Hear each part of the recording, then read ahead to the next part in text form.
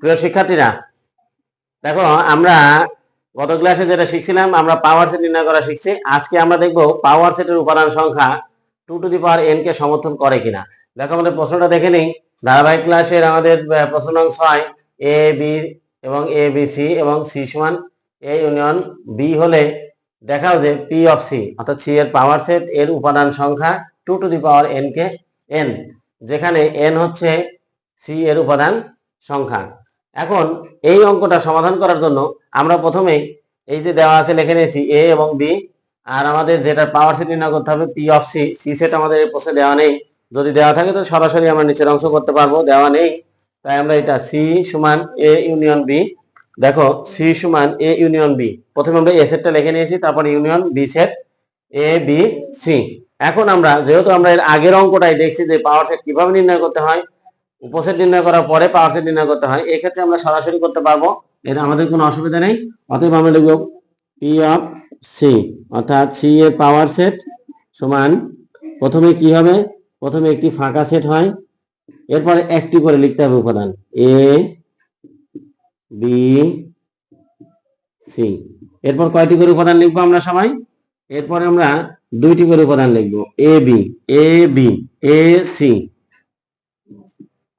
এ C এবং B C B C. এরপর আমরা কয়টি করে লিখবো, তিনটি করে এ বি সি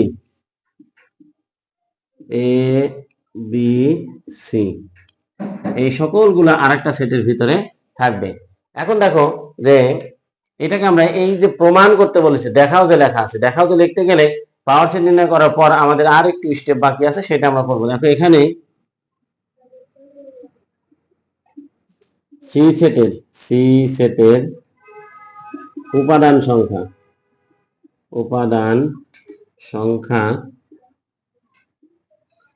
সংখ্যাকে কি দ্বারা প্রকাশ করা হচ্ছে, যে n সি সেটের উপাদান সংখ্যাকে n দ্বারা প্রকাশ করা হয়েছে। তাহলে আমরা লিখবো এটা n সমান কয়টি আছে দেখো তো সি সেটে, 1 2 3, তাহলে আমরা লিখতে পারি এটা 3টি উপাদান সংখ্যা কয়টি আছে, 3টি, অথবা 3 আমরা লিখতে পারি, তাতে কোনো অসুবিধা নেই। এখন দেখো, এবং সি এর পাওয়ার সেটের পি অফ সি অর্থাৎ সি এর শক্তি সেটের উপাদান সংখ্যা, এখানে উপাদান সংখ্যা কয়টি হবে দেখো, 1 2 3 4 5 6 7 8, কয়টি হয়েছে, 8টি হয়েছে। এখন এই 8কে যদি আমরা মৌলিক উৎপাদকে বিশ্লেষণ করি, 8কে আমরা কিসে বিশ্লেষণ করব, দেখো মৌলিক উৎপাদকে কি করে বিশ্লেষণ করতে হয়, 8 একটি জোড় সংখ্যা, তাহলে এটাকে প্রথমে আমরা 2 দিয়ে ভাগ দিব, 2 দিয়ে যদি ভাগ দিই তাহলে কত আসবে, ভাগফল 4 আসবে, তাহলে 4 আরেকটি জোড় সংখ্যা, এটাকে আবার 2 দিয়ে ভাগ করব, তাহলে এখানে আমরা ভাগফল 2 পাবো। দেখো এই যে 8 একটি সংখ্যা ছিল আর তার মৌলিক গুণনীয়ক তৈরি হয়েছে 2 2 2, তাহলে 2 কয়টা পেয়েছি আমরা, 3টি পেয়েছি। তাহলে আমরা এখানে লিখতে পারবো এই যে 8 সমান আমরা 2 টু দি পাওয়ার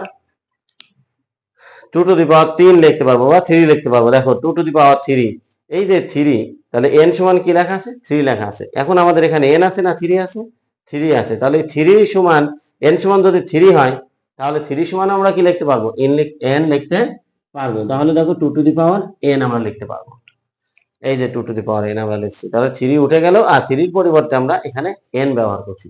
তাহলে যেটা প্রমাণ করতে বলছিল, পি অফ সি এর উপাদান সংখ্যা 2 টু দি পাওয়ার n কে কি করে, সমর্থন করে। তাহলে আমরা এখন লিখতে পারি যে অতএব পি অফ সি সেটের উপাদান সংখ্যা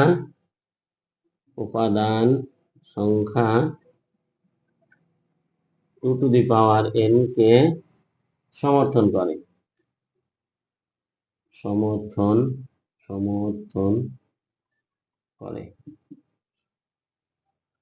তাহলে এখানে আমরা কি লিখবো, এইখানে লিখবো যে আমরা দেখানো হলো লিখবো।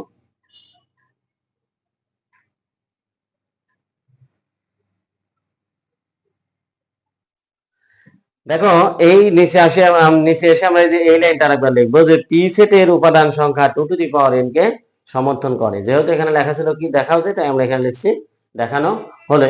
এই অঙ্কটা অনেক গুরুত্বপূর্ণ এবং খুব ইম্পর্টেন্ট, এটা এসএসসির জন্য, নবম শ্রেণীর জন্য, দশম শ্রেণীর জন্য, সবার জন্য খুবই গুরুত্বপূর্ণ। তোমাদের এই প্রশ্নে এই অঙ্ক বুঝতে গিয়ে কারো যদি কোনো সমস্যা হয়, তাহলে তোমরা কমেন্টসে জানাবে, আমি তোমাদেরকে এটা বুঝিয়ে দেওয়ার চেষ্টা করব। সবাইকে